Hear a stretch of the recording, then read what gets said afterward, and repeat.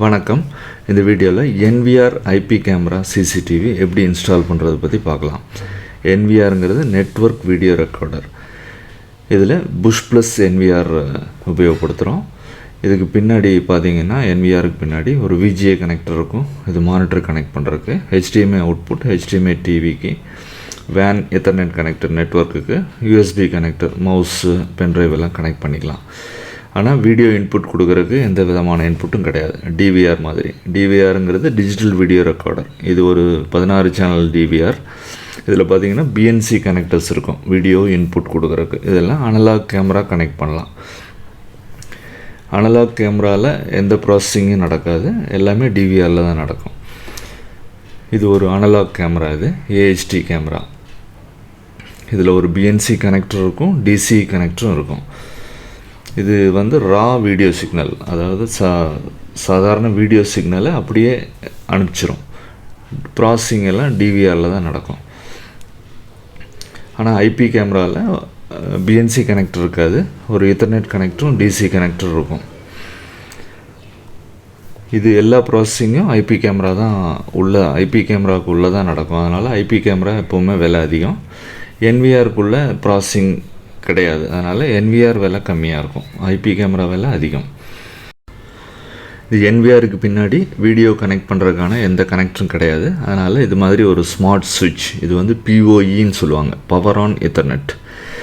இந்த மாதிரி ஒரு சுவிட்ச் தேவைப்படும். NVR வித் PoEயும் கிடைக்கிது, ஆனால் விலை ரொம்ப அதிகம். அதனால் இது மாதிரி ஒரு ஸ்மார்ட் சுவிட்ச் வாங்கிட்டால் ஒயரிங் ஈஸியாக இருக்கும், விலையும் குறைவாக இருக்கும். இது PoEங்கிறது கேமராக்கான பவர் எல்லாமே ப்ரொவைட் பண்ணும், டேட்டாவும் இது ஹேண்டில் பண்ணும். இது 8 சேனல் PoE, அதனால் 8 PoE கனெக்டர் இருக்குது. அது தவிர 2 அப்லிங்க் கனெக்டர் இருக்குது. 2 அப்லிங்க் RJ45 கனெக்டர். இது நெட்வொர்க் கனெக்ஷனுக்கு. இதே மாதிரி 16 சேனல், 32 சேனல் இது மாதிரி PoE சுவிட்ச் எல்லாம் மார்க்கெட்டில் கிடைக்கும். அப்லிங்க் கனெக்டர் எப்போவுமே ஹை டேட்டா ஹேண்டில் பண்ணும், அதாவது கிகாபிட் டேட்டா. இப்போ இந்த டெமோவில் நம்ம PLUS இன்டோர் கேமரா, இது ஒரு 5 MP கேமரா, இது உபயோகப்படுத்துகிறோம். அது தவிர ஒரு அவுட்டோர் கேமரா, இதுவும் 5 MP தான். எல்லா கேமராவுமே ஆடியோ எனேபிள் ஆகிருக்கும், ஆடியோ இன்புட். இப்போது அனலாக் கேமராவில் ஆடியோ இன்புட் இருக்காது, இதில் பில்டின் ஆடியோ வருது. இந்த NVR IP கேமராவில் ஒரு RJ45 கனெக்டர், அதாவது எத்தர்நெட் கனெக்டர் கொடுத்துருப்பாங்க. அது கூட ஒரு DC கனெக்டர் இருக்கும். இப்போ நம்ம PoE சுவிட்ச் உபயோகப்படுத்துறதுனால இந்த DC கனெக்டில் எந்த கனெக்ஷனும் கொடுக்க மாட்டோம், பவர் PoEலேருந்தே வந்துடும். இது ஒரு 8 channel PoE power on Ethernet connector, power on Ethernet சுவிட்ச். இது அதுவும் இந்த NVRும் சேர்த்து தான் இப்போ இன்ஸ்டால் பண்ண போகிறோம். PoE போர்ட்டில் எல்லாமே கேமரா கனெக்ட் பண்ணுவோம். அது தவிர 2 அப்லிங்க் போர்ட்டும் இருக்குது. இது எல்லாத்துலேயுமே நம்ம RJ45 எத்தர்நெட் கனெக்டர் உபயோகப்படுத்தி கனெக்ஷன் கொடுக்கணும். ரெடிமேடு கேபிள்ஸும் அவைலபிளாக இருக்குது. ஆனால் நீளத்துக்கு ஏற்ற மாதிரி நம்ம க்ரிம் பண்ணிக்கிறது தான் பெஸ்ட்டு. க்ரிம் பண்ணும்போது 568B டைப்பில் க்ரிம் பண்ணோம். அதாவது 2 எண்டுலேயும் ஒரே கலர்ஸ் தான் இருக்கணும். ஸ்ட்ரெயிட் கனெக்ஷன் சொல்லுவாங்க. இது 568B கனெக்ஷன். இப்போ இது மாதிரி கனெக்ட் பண்ணிக்கலாம். ஃபர்ஸ்ட் கேமரா மேலே உள்ள போர்ட்டில், செகண்ட் கேமரா கீழே உள்ள போர்ட்டில். இது மாதிரி இதில் 8 PoE போர்ட் இருக்கிறதுனால 8 கேமரா உபயோகப்படுத்தலாம். அது தவிர 2 அப்லிங்க் போர்ட் இருக்குது. அதே மாதிரி NVRல ஒரு WAN போர்ட் இருக்குது. WANங்கிறது நெட்வொர்க் கனெக்ஷன். இப்போது இன்டர்நெட் கனெக்ஷன் கொடுக்குற நெட்வொர்க் ரவுட்டரில் அந்த WAN கனெக்டரை கனெக்ட் பண்ணணும். அதுக்கும் இந்த மாதிரி RJ45 Cat6 கேபிள் தான் உபயோகப்படுத்துகிறோம். அதே ரவுட்டருக்கு தான் இந்த அப்லிங்க் போர்ட்டும் போகணும்.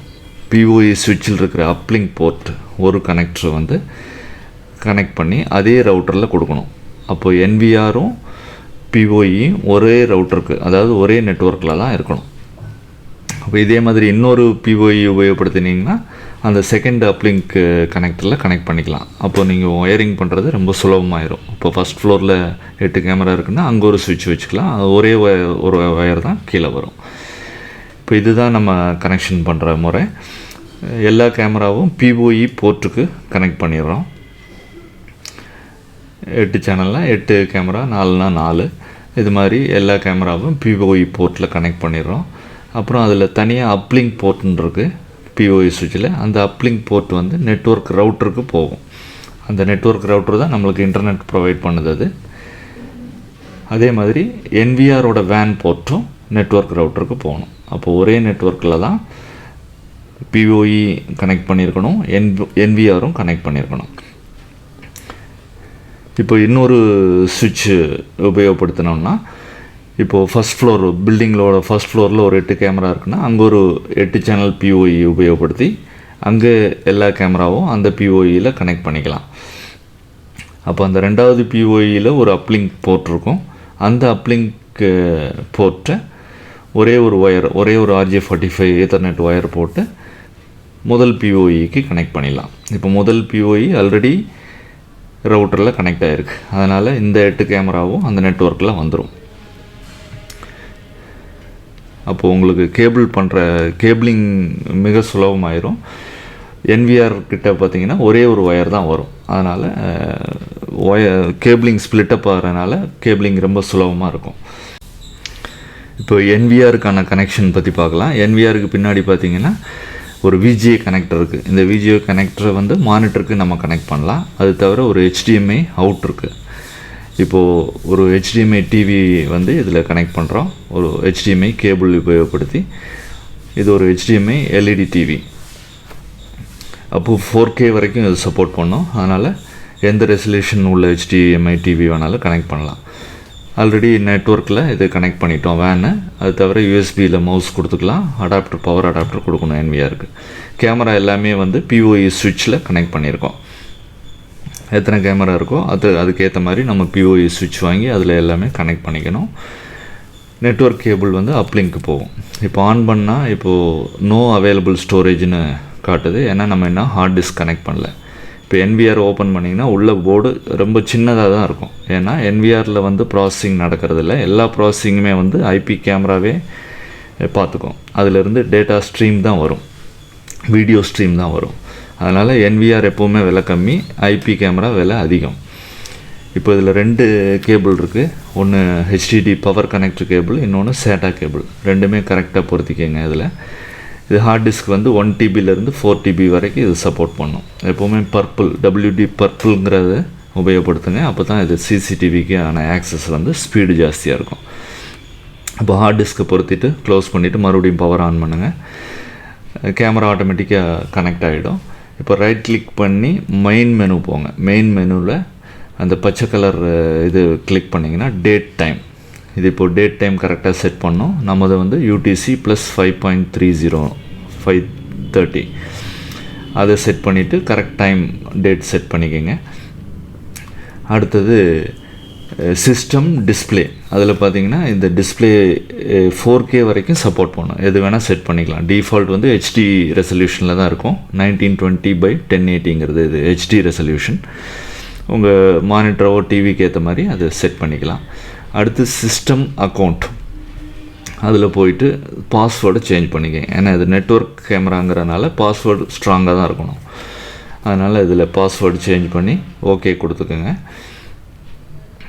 அடுத்தது அட்வான்ஸ்டுன்னு இருக்கும். கீழே கடைசி வந்து ஒரு அட்வான்ஸ்டுன்னு ஒரு டேப் இருக்கும். அதை கிளிக் பண்ணி HDD இன்ஃபோ அதை கிளிக் பண்ணிட்டிங்கன்னா இப்போது நம்ம கனெக்ட் பண்ண ஹார்ட் டிஸ்க்கை வந்து ஃபார்மேட் பண்ணணும். புது ஹார்ட் டிஸ்க்குங்கிறனால ஃபஸ்ட்டு எப்போவுமே ஃபார்மேட் பண்ணிக்கோங்க. ஃபார்மேட் பண்ணிவிட்டு ஓகே கொடுத்தீங்கன்னா அது ஆட்டோமேட்டிக்காக ரீபூட் ஆகும்.